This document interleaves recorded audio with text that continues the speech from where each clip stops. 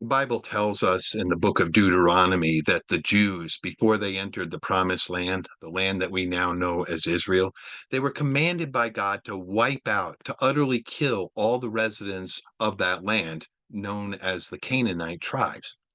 Now, why did God make such a command? How did he come to hate the Canaanites so much? Well, God did not form that opinion of them overnight. More than 400 years earlier, he told Abraham that the Jews would come and possess the land, the Canaanite land, but not until after a certain moral barrier had been crossed by the Canaanites. He explained to Abraham in Genesis 15 that the sin, the iniquity of these people was not yet complete. But even then, it was heading that direction.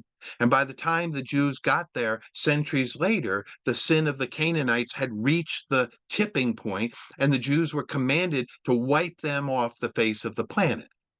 Now, the sins of the Canaanite were many, but their absolute worst practice was that of sacrificing their own children to false gods. They would offer them alive into a fire, and these helpless and innocent babies were horribly burned to death at the altars of Baal and Molech and other false deities. God called this an abomination, that is, a particularly contemptible sin. And amazingly, centuries later, the Jews engaged in this same despicable practice, and it led to them being expelled from their land at the hands of their enemies. Now, what can we learn from this? We can learn that God deeply hates the practice of those who murder their own children. And the Lord has at times wiped out whole kingdoms who did so after his patience with them was exhausted. Now, in recent videos, I've discussed reasons why God would abandon a nation. And specifically, we looked at a couple things. First, we looked at why he's taken his hand off of grace and mercy off of our land, the USA. In reason one, we looked at that, saw that God's messengers have stopped proclaiming his holiness. Many of them have gone the way of actually affirming the evil deeds of this sin sick culture rather than upholding God's righteous standards. Many pastors have failed to boldly proclaim the gospel. You know, that's the only thing that will save souls from hell. The gospel tells us that Jesus Christ will save those who feel the weight of their sin and who will come to the cross with a repentant heart to receive forgiveness, a forgiveness based solely on the death of Christ on the cross for their sins in their place. Now, reason two we saw for God abandoning the United States is that we left him. Since the 1600s, when the Pilgrims made it to the Massachusetts coastline, all the way up until the 1960s, it was encouraged in society to pray in school. It was seen good in society to read the Bible in school. It was fine to post the Ten Commandments throughout our society. And then after that, elected officials acting in our stead, people that we elected, canceled these safeguards that were healthy for the soul of society. And since then, our schools have become progressively unsafe, and our society has grown monstrously worse at a rate that has shocked us. From men and women shamelessly living together out of wedlock, and then it graduated to the explosion of gay lifestyles being shoved down the throat of society, and then on even worse to the abominations where people can't even figure out their own gender.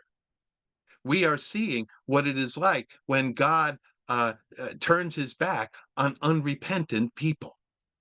Now, reason three for God abandoning the USA is that we have made it okay to murder children.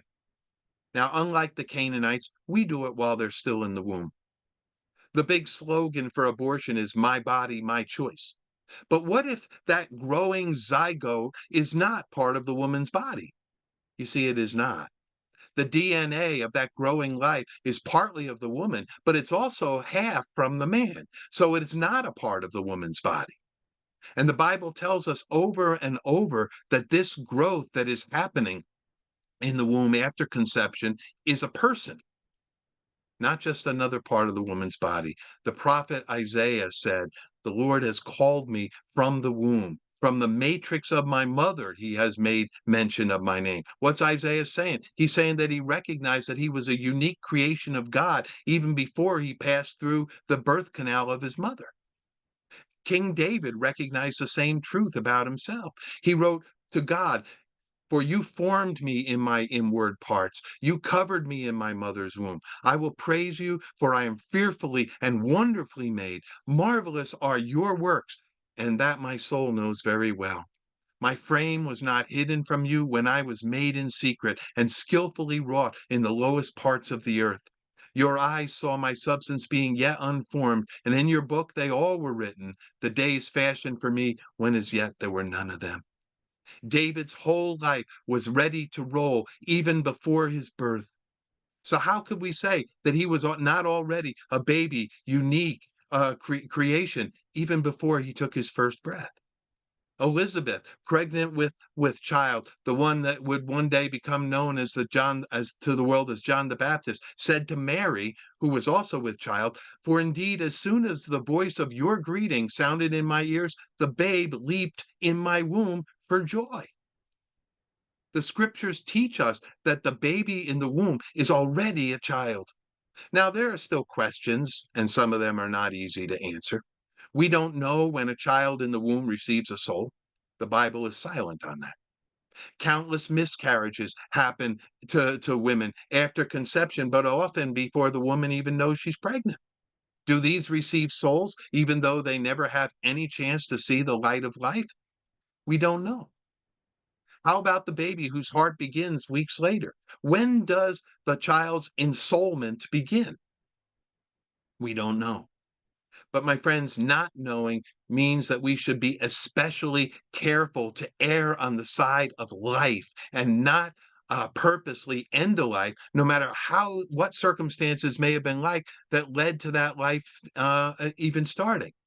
As we just saw, God knows us from our mother's womb. Who are we to decide to end the life of a child he already knows? Like the days of the Canaanites and the ancient people of Israel, people in our nation have put things ahead of the welfare of baby. They back then committed atrocities after these children were born to appease false gods. As a society, we do it mostly before they are born. And in some cases, abortion is legal right up to the end of that 9-month period. A sacrifice to a god of convenience is what it often is. Reasons vary. Not enough money, not enough time to raise the child, not enough love, and so on. Who are we to believe that God, who knows these children, accepts such excuses? Are we any better than the Canaanites in this? God destroyed them. And then he temporarily even abandoned Israel for the same crimes. Why would we think that we would get away with this? We need to speak out against abortion with boldness and love on behalf of the unborn. King Solomon wrote, "Deliver those who are drawn toward death and hold back those stumbling to the slaughter." If you say, "Surely we did not know this," does not he who weighs the hearts consider it?